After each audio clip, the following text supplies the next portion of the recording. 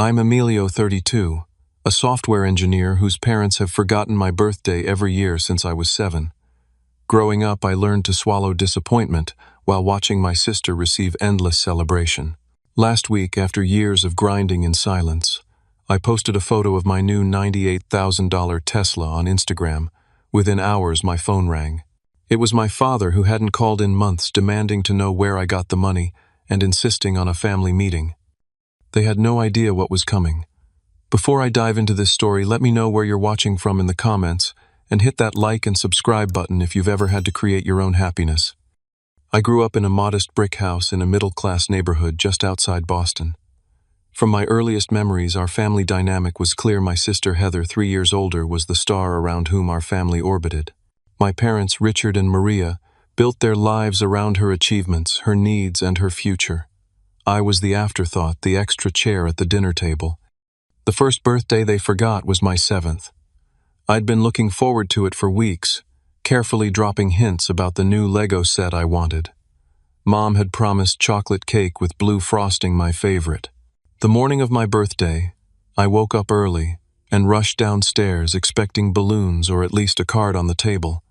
Instead, I found my parents frantically helping Heather prepare her science fair project that was due that day. "Good morning, honey," Mom said absently, gluing a piece of cardboard to my sister's display board. I stood in the doorway in my pajamas waiting for the birthday wishes. They never came. "Is there something special today?" I finally asked, my voice small. Mom looked confused for a moment, then her hand flew to her mouth. "Oh, Emilio, your birthday. I'm so sorry, sweetie, but Heather's science fair is today, and we're running late." Dad barely looked up from the paper he was helping Heather write. "We'll do something this weekend, bud." We never did. By Sunday, it was forgotten. That set the pattern for years to come. My 8th birthday fell on the same day as Heather's piano recital, no contest there. For my 10th, they actually bought a cake, but left it in the refrigerator untouched, when an unexpected dinner invitation from one of Dad's colleagues came up. My 12th birthday was completely overshadowed by Heather's acceptance into an elite summer program. The contrast between our celebrations was painful to witness. Heather's birthdays were marked with elaborate parties, expensive gifts, and dozens of photos. My parents would spend weeks planning, inviting her friends, decorating the house. For her 16th birthday, they rented a venue and hired a DJ. 2 months later, on my 13th birthday, they ordered a pizza and left me alone to eat it when an emergency parent-teacher conference about Heather's college prospects came up. It was around this time, at 12 years old, that I found my escape in computer programming. My school had just received a donation of new computers, and our tech teacher, Mr. Wilson, noticed my interest. He gave me books on basic coding and stayed after school to teach me simple programs. I still remember the first time I made a computer do exactly what I wanted. It was a simple program that displayed "Hello World," but I felt a rush of power I'd never experienced before. In those strings of code, I found control I lacked everywhere else. Computers didn't forget me. They didn't have favorite children. They responded exactly as they should when I gave the right commands. While my parents attended Heather's debate competitions and field hockey games, I taught myself JavaScript, then Python, then C++.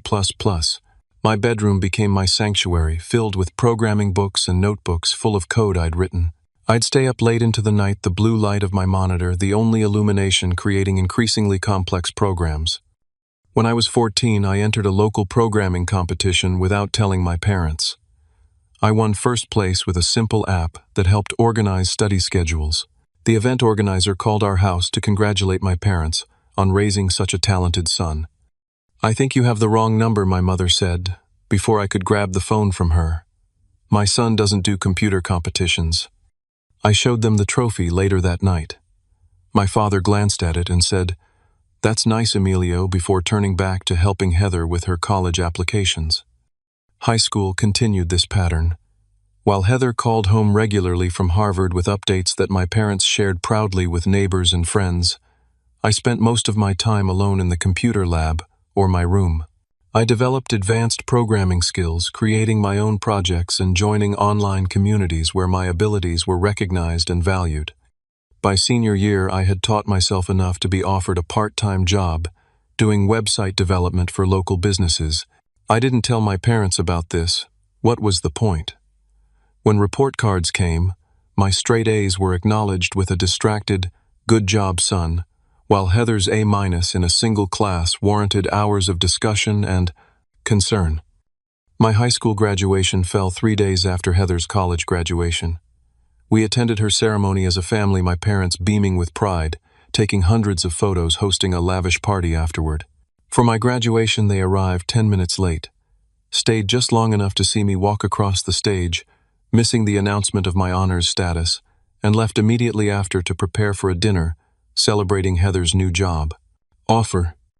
That night, alone in my room, surrounded by coding books and the unmentioned achievement of graduating third in my class, I made myself a promise I would build a life so remarkable they would have to notice. Not for their approval, I was beginning to understand, that was a hollow pursuit, but for my own vindication. Getting into MIT should have been the moment my parents finally saw me. My acceptance letter arrived on a rainy April afternoon, and for once I couldn't contain my excitement. I rushed into the living room where my parents were watching television. I got into MIT for computer science. I announced the letter, trembling in my hand. My father muted the TV. "That's great, son. How much is it going to cost?" That was it. No celebration, no pride, just immediate concern about money. The same money that had never been questioned when it came to Heather's education. "I got a partial scholarship," I explained. "It covers about 60% of the tuition." My mother frowned. "That's still a lot of money, Emilio. Your sister's student loans are already such a burden on us." The message was clear. There would be no help from them. Despite having contributed significantly to Heather's Harvard education, they viewed my MIT tuition as an unnecessary expense. "I'll figure it out," I said quietly, folding the letter and walking back to my room. And I did. I took out loans for what the scholarship didn't cover. I found 2 part-time jobs, one at the campus library, and another doing freelance coding projects. Between classes, work, and sleep, I barely had time to breathe, but I maintained a 3.9 GPA throughout my freshman year. During my sophomore year, I met Professor Lawrence in my advanced algorithms class. Unlike most professors who saw me as just another student, he recognized something in my work. After class one day, he asked me to stay behind.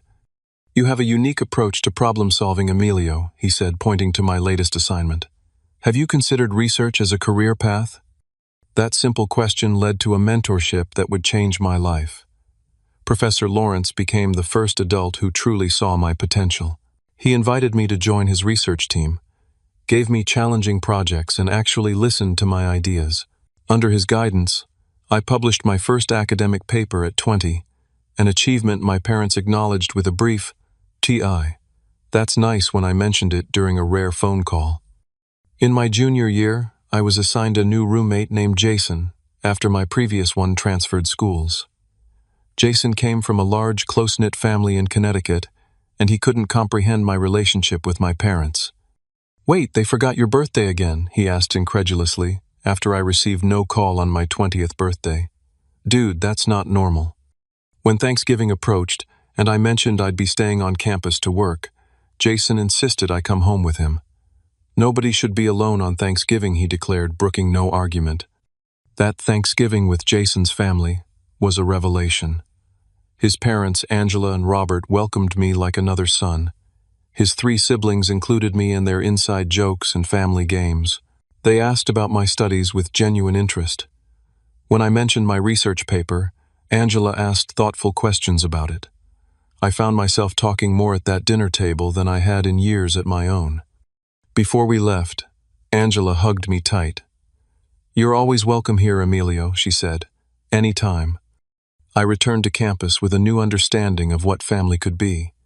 It made the continued neglect from my own parents both more painful and somehow less important. I began to see that perhaps I could build my own sense of belonging elsewhere. The pattern with my parents continued, though. My 21st birthday brought particular pain. They had actually promised to visit a rare occurrence, and I'd allowed myself to hope. I cleaned my apartment, researched restaurants where we could celebrate, even bought new clothes for the occasion. 2 days before my father called. "Something's come up with Heather," he said without preamble. "She needs help moving into her new apartment in New York this weekend. We won't be able to make it." I sat on the edge of my bed phone, pressed to my ear. "It's my 21st birthday, Dad." There was a pause. "I know, son, and I'm sorry, but your sister needs us." I didn't bother to point out that Heather's emergency could have waited a day or two. Instead, Jason and his girlfriend took me out that night, and Professor Lawrence and his wife invited me to dinner the following evening. They sang Happy Birthday and presented me with a cake. Professor Lawrence gave me a vintage book on early computing history. To one of the brightest minds I've had the privilege to teach, the inscription read, "My graduation from MIT came with highest honors and a job offer from a promising startup in San Francisco. My parents did attend the ceremony but left immediately after to beat traffic, missing the department reception where I received a special award for innovation. They didn't see Professor Lawrence pull me aside to tell me how proud he was, or Jason's parents insisting on taking dozens of photos of me in my cap and gown. My first job at TechVision, a security software startup, marked the beginning of my true independence. For the first time, I was valued not just for my technical skills, but for my innovative thinking. When I suggested a new approach to their encryption protocols during my second month, the CTO actually implemented it and gave me credit in front of the entire team. "You've got a gift, Emilio," he told me afterward. "Don't be afraid to speak up." I moved into my own apartment in San Francisco, bought new furniture, and started building a life 3,000 miles away from my parents. We spoke infrequently, usually initiated by me, and their questions remained superficial. "How's the weather there? How's the job?" Nothing about my actual life, my happiness, my accomplishments. I was building financial independence, but part of me still hoped for their approval. I still called on holidays, still mentioned my achievements in emails. They rarely responded to, still sent cards on their birthdays that were never reciprocated. I was learning to live without their support, but the child in me who just wanted to be seen hadn't fully let go. The next 8 years saw my career trajectory rise faster than even I had anticipated. At TechVision, I quickly moved from junior developer to lead security architect, guiding the direction of our products and building a reputation in the industry. By 26, I was speaking at conferences and publishing articles in tech journals. My breakthrough came when I developed a new encryption algorithm that significantly improved processing speed without compromising security, something that had been considered nearly impossible in the field. The paper I published on this innovation caught attention across Silicon Valley. Within months, I was being headhunted by the biggest names in tech. Google, Amazon, Microsoft, they all came calling with offers that made my salary at TechVision look like pocket change. After careful negotiation, I accepted a position at SecureNet, a mid-sized security firm, where I would have more creative control and a compensation package that included significant equity. My new role came with a corner office, a team of developers under my direction, and the freedom to pursue my own research alongside company projects. For the first time, I was being paid what I was worth and treated with the respect my expertise deserved. San Francisco became truly home during these years. I made friends among colleagues and in my apartment building, weekend hikes in Marin County, pickup basketball games at the park, craft beer nights. With the engineering team, I built a social life that felt genuine and supportive. These people knew me, respected me, and sought out my company. Dating came next, though it didn't come easily. Years of emotional neglect had left me with walls that were difficult to lower. I went through a series of short relationships, unable to fully let anyone in. Then I met Alexandra, a UX designer at a partner company. She was brilliant, kind, and patient enough to see past my defenses. "You go quiet sometimes," she observed one night as we walked along the Embarcadero, "like you've retreated somewhere I can't follow." For the first time, I found myself able to talk about my childhood, about the birthdays forgotten and the accomplishments ignored. Alexandra listened without judgment, then took my hand. "That must have been incredibly lonely," she said simply. We dated for almost 2 years. She taught me how to be vulnerable, how to accept care from another person. But ultimately, my emotional walls proved too high even for her persistence. "I love you, Emilio," she said during our final conversation, but I can't keep fighting to prove I won't disappear on you. At some point, you have to believe that not everyone is like your parents. She was right, of course. After we broke up, I finally did what friends had been suggesting for years. I started therapy. Dr. Harrison specialized in childhood emotional neglect, and in our first session, she helped me name what I'd experienced. What you're describing is a form of invisible trauma, she explained. Just because there were no physical bruises doesn't mean you weren't hurt. Through weekly sessions, I began to understand how deeply my parents' neglect had shaped me, my perfectionism, my difficulty trusting others, my constant need to prove my worth through achievement. Most importantly, I began to separate my self-worth from their validation.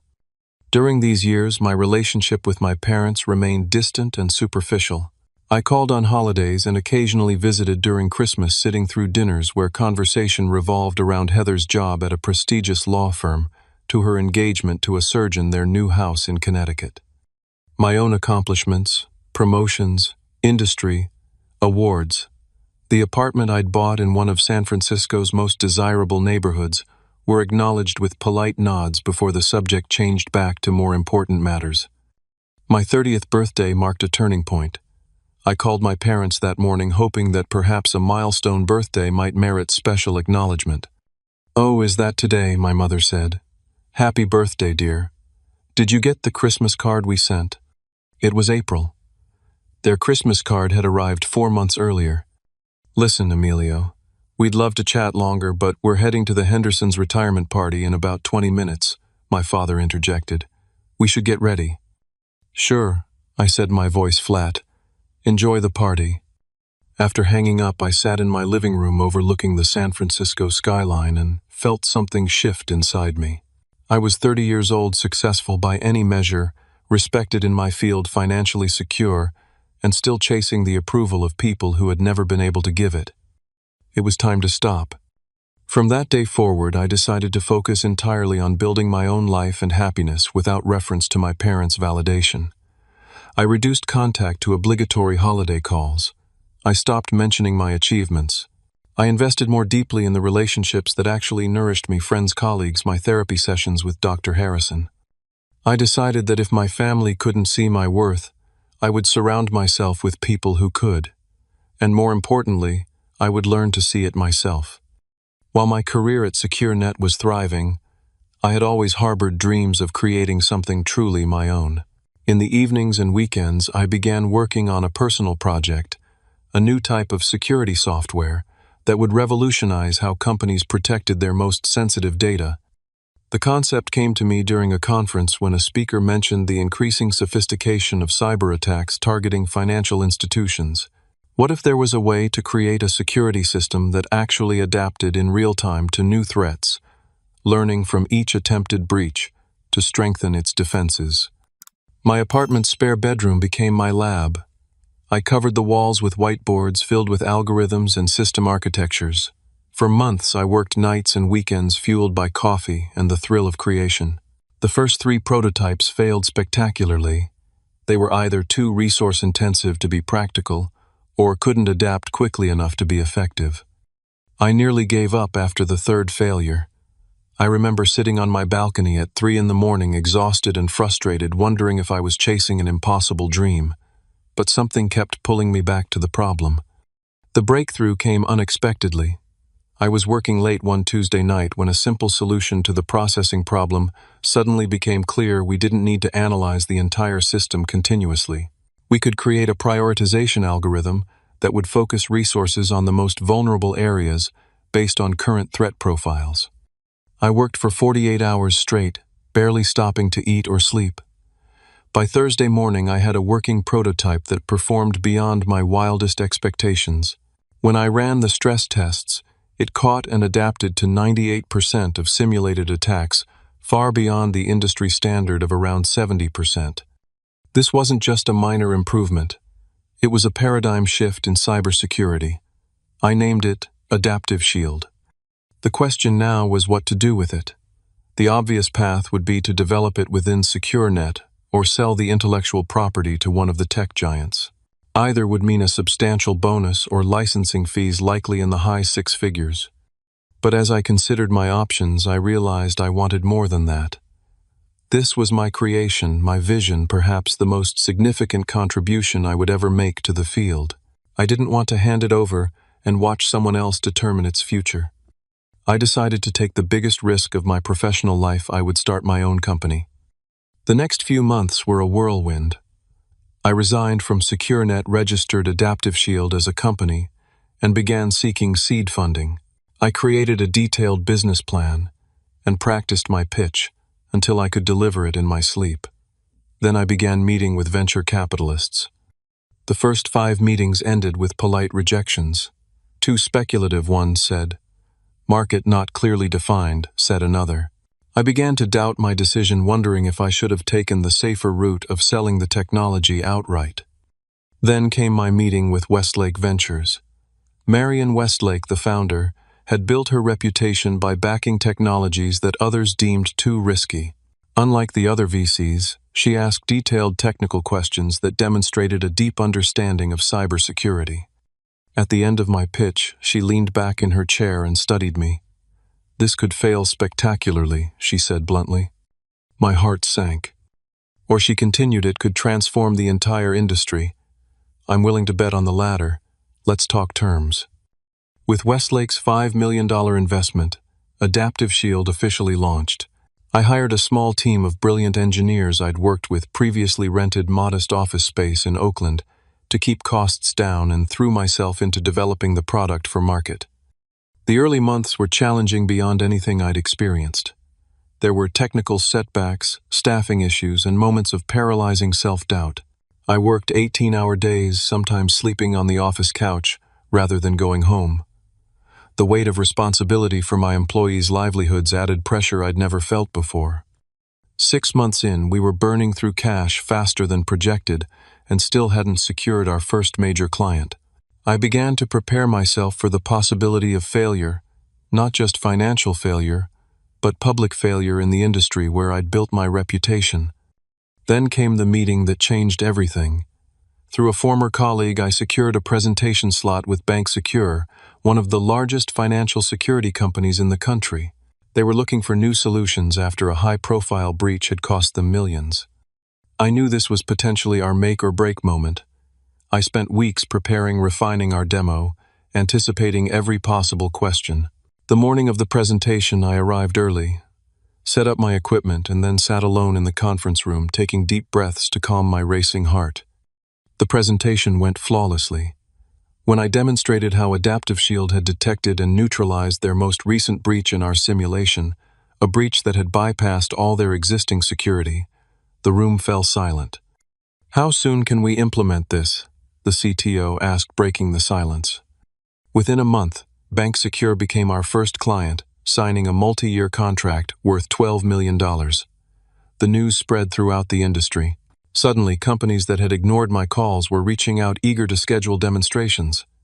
8 months after that first contract with Adaptive Shield, now serving 15 major clients and growing rapidly, I received an email from Tech Giant, one of the world's largest technology corporations.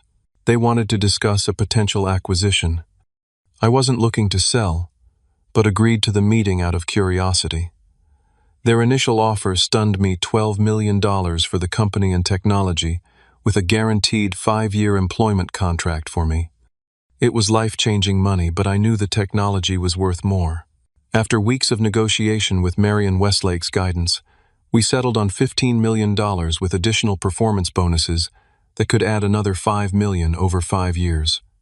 The day the money transferred to my account was surreal. I stared at the banking app on my phone, looking at a number that seemed impossible: $15,300,042.17. I had come from forgotten birthdays and rejected college tuition to this moment. Part of me wanted to call my parents immediately to finally prove my worth in the currency they might understand. But another part, the part healed through therapy and friendship and self-acceptance, knew that external validation wasn't the point. Instead, I celebrated quietly with my team, taking them all to dinner and announcing the bonuses they would each receive. I donated $1 million anonymously to MIT's scholarship fund for underprivileged students interested in computer science. And I allowed myself one significant personal indulgence, a Tesla Model S Plaid custom-ordered in midnight blue with every available option. $98,000 an extravagance certainly, but one I could now afford. When the car was delivered, I felt a childlike excitement I hadn't experienced in years. It represented not just luxury but achievement, tangible proof of how far I'd come through my own efforts. I took a photo of myself beside it, and on impulse posted it to my rarely used Instagram account with the caption, "Hard work, persistence, and believing in yourself, even when others don't, it all pays off eventually. Dream fulfilled." I didn't tag my family. I rarely posted anything, and they rarely engaged with my social media. I didn't expect them to see it at all. I was wrong. Despite my financial windfall, my lifestyle remained relatively modest. I kept my apartment, though I had it professionally redecorated. I updated my wardrobe with higher quality clothes, but nothing flashy. I invested most of the money, conservatively set up retirement accounts, and created a foundation to support tech education for underprivileged youth. The Tesla was my one obvious luxury, a personal reward for years of dedication. The day after posting the photo, I was working from home when my phone rang. Seeing my father's name on the screen was surprising enough. He almost never called me. For a moment, I considered letting it go to voicemail, but curiosity got the better of me. "Hello," I answered, keeping my tone neutral. "Emilio." My father's voice was tight, controlled in that way. I recognized from childhood confrontations. "I just saw your post. The car." No greeting. No "how are you?" Just straight to the point. "Yes, I bought a Tesla," I replied evenly. "I've always wanted one." $98,000. He made it sound like an accusation. "Where did you get that kind of money? Are you in some kind of trouble?" The assumption that the only way I could afford such a car was through something illegal or dangerous was both hilarious and infuriating. In all the years I'd been building my career, through all the promotions and accomplishments I'd mentioned in passing during our infrequent calls, he had apparently formed no concept of my financial success. "I'm not in trouble, Dad. I'm doing well financially. My company was acquired recently." A pause. "What company? You never mentioned owning a company." "I've mentioned my work in cybersecurity many times," I said, unable to keep a hint of frustration from my voice. "I founded Adaptive Shield last year. Tech giant acquired us last month." Another long pause. I could almost hear him recalibrating, processing this new information about a son he barely knew. "Well," he finally said, his tone shifting to something I'd never heard directed at me before, something almost like respect. "That's impressive. Your mother and I had no idea you were involved in something so significant." "There's a lot you don't know about me," I said quietly. "Clearly." He cleared his throat. "Listen, your mother and I think we should have a family meeting. We're concerned that you might need some financial guidance with this sudden windfall. It's important to make responsible decisions." I almost laughed out loud. After years of minimal interest in my life, now they were concerned about my ability to handle money. "I appreciate the concern," I said, keeping my voice level, "but I have financial advisors. I'm managing fine." Still, he insisted family should discuss these things. "Heather will be there too. She's very excited to hear about your success. We're thinking tomorrow evening at our house. Can you make it?" The mention of Heather's excitement raised immediate red flags. In our infrequent interactions over the years, my sister had shown little interest in my career or life beyond superficial questions, quickly redirected to her own achievements. "I'm in San Francisco, Dad. I can't just pop over for dinner." "Oh." He sounded genuinely surprised, as if he'd forgotten where I lived. "Well, perhaps next weekend then. This is important, Emilio. Family needs to stick together in times like these." "Times like what? Times when one family member suddenly has money?" The implication was clear, and it made my stomach turn. "I'll check my calendar and let you know," I said noncommittally. After hanging up, I sat staring at my phone, a mix of emotions churning inside me. Less than 5 minutes later, it rang again, my mother this time. "Emilio, dear," she began with unusual warmth.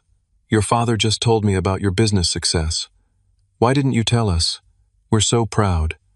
Proud. After 32 years, the word I'd longed to hear as a child now felt hollow and calculated. "It just happened recently," I replied. "I've been busy with the transition." "Well, it's wonderful news. Listen about this family meeting. Your father mentioned, I really think you should come. We have so much to catch up on, and there are important family matters to discuss."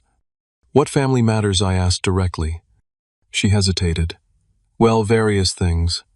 Heather's been having some challenges with the mortgage on their new house since Thomas's practice has been slow to take off. And your father's considering early retirement. Family should support each other through these transitions, don't you think?" And there it was, the real reason for the sudden interest in my life. Not pride in my accomplishments, not a desire to repair our relationship, but the potential financial benefit I might provide to the family that had never supported me. "I'll think about it," I said, ending the call shortly after. Within the hour, a text arrived from Heather. "Oh my God, baby bro, a Tesla. Didn't know you were secretly loaded. Can't wait to catch up at Mom and Dad's. By the way, did they mention? We're looking at private schools for the twins, so expensive these days." The transparency was almost refreshing. No pretense, just immediate hints about financial needs. I spent the evening in a strange, emotional state, simultaneously angry, hurt, vindicated, and anxious. Part of me wanted to ignore them all, to continue building my life without their belated and clearly self-interested attention. But another part, perhaps, the boy who still hungered for recognition, wanted to face them, to finally speak truths long buried. After a restless night, I made my decision. I would attend their family meeting, but on my terms. I booked a flight to Boston for the following weekend and reserved a hotel room near my parents' house. I wouldn't stay with them, wouldn't give them the opportunity to slip back into old patterns of control. I texted my father, "I'll be there Saturday at 6 p.m. One evening only, I fly back Sunday." His response came quickly. "Wonderful.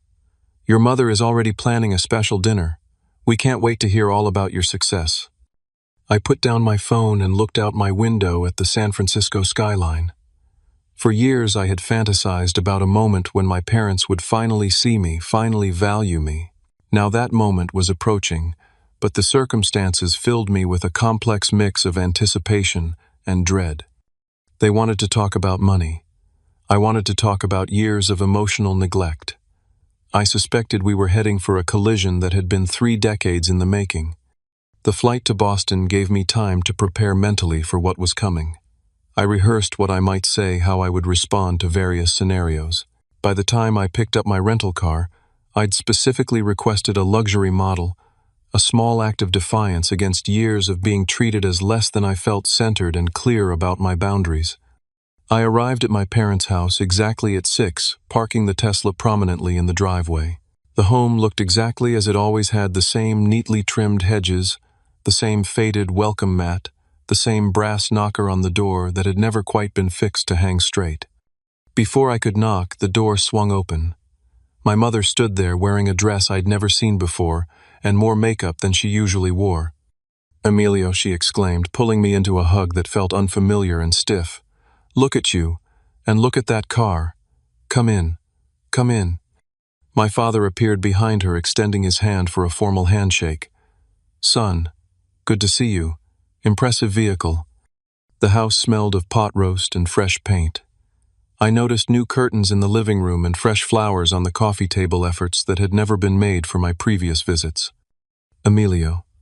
My sister's voice rang out as she emerged from the kitchen. "There's my successful brother." Heather looked much the same, though her designer clothes and jewelry suggested a lifestyle that might be stretching her finances. She hugged me with unusual enthusiasm. "The twins are with Thomas's parents tonight," she explained. "We wanted adult time to really talk." I nodded, noticing how all 3 of them kept glancing toward the windows, toward the Tesla parked outside. "Dinner's almost ready," my mother announced. "Emilio, would you like a tour? We've made some updates since you were last here." The updates were minimal: a new coat of paint in the guest bathroom, new bedding in what had been my childhood room, but was now clearly used for storage. What struck me was how the house remained a shrine to Heather's achievements. Her trophies still lined the mantel. Photos of her graduation, wedding, and children dominated the walls. The only evidence of my existence was a single school photo, probably from 10th grade, tucked into the corner of a crowded bookshelf. Dinner was a strange performance. My mother had prepared all my childhood favorites, or what she thought were my favorites, though she'd confused several with Heather's preferences. My father opened an expensive bottle of wine he'd apparently been saving for a special occasion. The conversation was even more surreal. They asked questions about my company, my role at Tech Giant, my apartment in San Francisco, subjects they had shown zero interest in previously. My father nodded with exaggerated impression at technical details he clearly didn't understand. My mother repeatedly mentioned friends whose children were also in computers, but not at your level, of course. Heather was the most transparent, peppering the conversation with references to the twins' expensive preschool, their house maintenance issues, and how Thomas was still building his practice after 3 years. I answered their questions politely, but briefly volunteering little additional information. I was waiting, observing this performance with a detached curiosity, wondering when they would get to the real purpose of this gathering. It came as my mother served dessert, an elaborate cake from an expensive bakery across town. So Emilio, my father, began setting down his fork with deliberate precision. We wanted to talk to you about this new financial situation of yours. I took a sip of water. What about it? Well, it's a significant change. Sudden wealth can be challenging to manage properly. Your mother and I have been thinking that as a family we should discuss how these resources might best be utilized. For the family, my mother added quickly, families should support each other. I set down my glass slowly. And how exactly did you envision this family support working? My father leaned forward, warming to his topic. Well, there are several considerations. Heather and Thomas have the twins' education to think about. College funds need to be established early to maximize growth. Heather nodded eagerly. Private school tuition is insane these days, and we're looking at having to renovate the house to accommodate my home office. And of course, my mother continued. Your father and I are thinking about retirement. Our savings aren't quite what we'd hoped with having helped Heather through Harvard and the wedding and helping with the down payment on their house. I listened in silence as they laid out what amounted to a financial wish list help with Heather's mortgage, educational funds for the twins' renovations for their house, supplemental retirement income for my parents. Not once did anyone ask what I planned to do with my money, what dreams I might have for my own future. When they finally paused, expecting my response, I asked a simple question. When was my last birthday? The question clearly caught them off guard. My mother blinked in confusion. Your birthday? Yes. When was it? What did we do to celebrate? My father frowned. It was. In the spring, wasn't it, April? April 17th, I confirmed. And what did we do? An uncomfortable silence fell over the table. My mother fidgeted with her napkin. Well, I'm sure we called. You didn't, I said calmly. In fact, you haven't remembered my birthday with so much as a phone call in 3 years. The last time you remembered was when I happened to call you on that day about something else, and you realized mid-conversation what day it was. We've been very busy, Emilio, my father said defensively, with the twins and... You've been busy my entire life. I interrupted, my voice still measured. Too busy to attend my high school graduation properly. Too busy to help with my college tuition, though you paid for Heather's entirely. Too busy to visit me more than once in San Francisco, though you've been to New York to see Heather 6 times in the last 2 years. I reached into my pocket and pulled out my phone. I have texts here from holidays, from achievements, from moments when I reached out to share something important. Most went unanswered. The responses I did get were perfunctory at best. I set the phone on the table and looked at each of them in turn. For 32 years I have been an afterthought in this family. The extra child, the one whose accomplishments didn't merit, celebration whose pain didn't warrant comfort, whose existence was acknowledged only when convenient. My mother's eyes had filled with tears, but I couldn't tell if they were from genuine remorse or simply discomfort at being confronted. That's not true, Emilio. We love both our children equally. Do you? I asked quietly. Let's test that. Heather, what did Mom and Dad get you for your 30th birthday? My sister shifted uncomfortably. They threw me a surprise party and gave me the pearl necklace that had been Grandma's. I nodded, and for my 30th, I got a text message 2 days late. Dad, what was my thesis topic at MIT? My father's face flushed. Well, it was something in computer science, obviously. You don't know because you never asked. Mom, who was Alexandra? My mother looked blank. Was she a friend from college? She was the woman I dated for 2 years, the only person I've ever told I loved. I mentioned her multiple times during our calls. I even sent you a picture of us once. The silence that followed was heavy with unspoken truths. My father predictably moved to counterattack. This is ridiculous, Emilio. So we missed a few birthdays, forgot a girlfriend's name. That doesn't negate years of providing for you, raising you. Providing the bare minimum I corrected. Raising me alongside the child you actually wanted to focus on. I'm not saying you were monsters. I'm saying you were emotionally absent from my life in ways that were profoundly damaging. Heather, sensing the conversation moving away from financial matters, attempted to redirect. Look, we all have our issues with Mom and Dad, but we're family, and families support each other. Right now, Thomas and I really need. No, I said firmly. What's happening right now is transparent and frankly insulting. For decades I existed on the periphery of this family. I built my career without your interest or support. I healed from the pain of being the forgotten child without your awareness or concern. And now that I have money, now that I have something you want, suddenly, I'm the son and brother you've always loved. My mother began to cry in earnest now. How can you say such hurtful things after all we've done? After all you've done, I repeated, my control finally slipping as years of suppressed hurt surged forward. Let me tell you what you've done. You've taught me that my worth as a person was conditional. You've shown me that my achievements meant nothing unless they served your narrative. You've demonstrated that in your version of family, some children matter more than others. I stood up from the table. I didn't come here for a performative family reunion. I came because I needed you all to hear this truth finally. I am not your backup plan. I am not your financial safety net. I am a person who deserved to be loved and seen for who I was, not what I could provide. My father's face had turned dark with anger. So that's it. You come here to throw our failures in our faces and refuse to help your family when we need it. Is that who you've become? I looked at him steadily. I've become someone who understands what real family means. It means celebrating each other's joys. It means showing up consistently, not just when there's something to gain. It means remembering birthdays and caring about heartbreaks and being interested in each other's lives. I walked to the door, then turned back. If you want to know who I've become, I'm someone who finally understands his own worth, and it has nothing to do with a $98,000 car. With that, I walked out, leaving them in stunned silence behind me. As I drove away in the Tesla that had precipitated this long overdue confrontation, I felt something shift inside me, a weight lifting a wound finally lanced after festering for decades. The drive back to my hotel was a blur. My hands shook on the steering wheel, adrenaline coursing through my system after the confrontation I'd spent most of my life avoiding.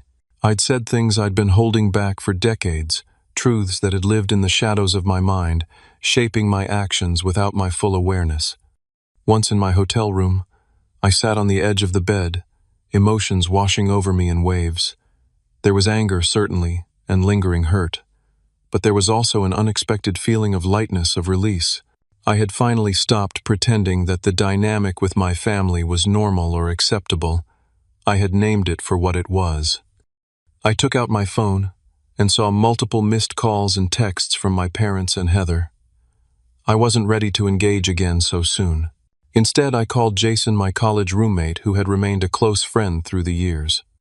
You actually said all that he asked after I recounted the evening. Damn, Emilio. That's been a long time coming. Too long, maybe, I admitted.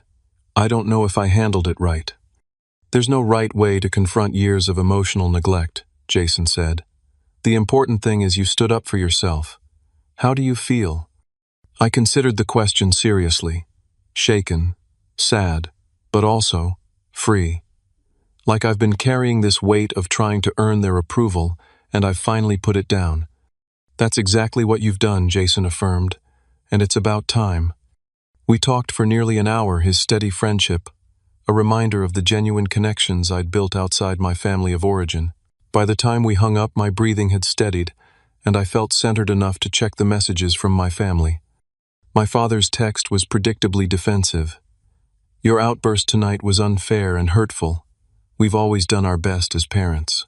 When you've calmed down and are ready to apologize, we can discuss moving forward as a family. No acknowledgement of my feelings, no reflection on the patterns I'd pointed out, just an expectation that I would eventually fall back in line. My mother's message struck a slightly different tone. Emilio, I'm very upset by what happened tonight. I had no idea you felt so overlooked all these years.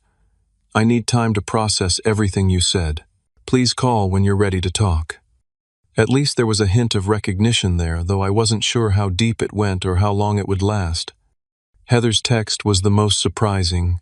Hey, what you said tonight about being the forgotten child. I never saw it that way, but looking back, I can see some truth there. I was so caught up in the attention I got that I never noticed what you weren't getting. That's on me too. For what it's worth, I'm sorry. Her message brought unexpected tears to my eyes. Of all the responses, hers contained the most genuine reflection, the most willingness to consider another perspective. It wasn't a complete understanding, but it was a start. I slept poorly that night. My dreams filled with fragments of childhood memories, forgotten birthdays, empty chairs at achievements, the constant sense of being secondary. I woke early and checked out of the hotel, changing my flight to return to San Francisco that morning rather than waiting until evening as originally planned. I needed to get back to my real life, to the world I had built for myself. Over the following weeks, I maintained my distance, taking time to process the confrontation and its aftermath. I continued my therapy sessions with Dr. Harrison, working through the complex emotions the family meeting had stirred up. You've done something very difficult, she told me. You've broken a family pattern that's existed your entire life. That takes tremendous courage. I'm not sure it changed anything, I admitted, except maybe making things worse. Change doesn't happen in a single conversation, she reminded me. You've planted seeds of awareness. What grows from them is up to each individual, but you've done your part by speaking your truth. A month after the confrontation, my father sent a brief email. Your mother and I have been discussing your visit. While we don't agree with how you characterized our parenting, we recognize that we may have had different approaches with you and Heather. If you'd like to have a calmer conversation about this, we're open to that. It wasn't a full acknowledgement, but it was more reflection than I'd ever seen from him. I responded that I appreciated their willingness to talk and would reach out when I felt ready. My mother began sending occasional texts, nothing dramatic, just small connections. A photo of their garden, a question about the weather in San Francisco, a mention of a computer article that made her think of me.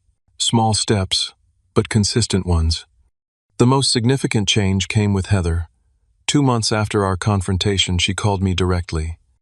I've been doing a lot of thinking, she said without preamble, about how things were growing up, about how much attention I got and how little you got.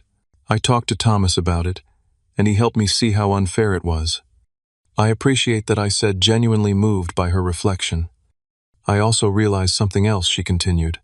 When I called after seeing your Tesla, I immediately jumped to how you could help us financially.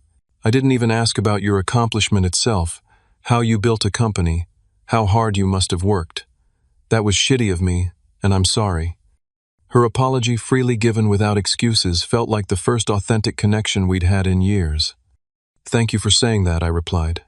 It means a lot. I'd like to know more about your company, she said. About your life in San Francisco. About you, really, if you're willing to share.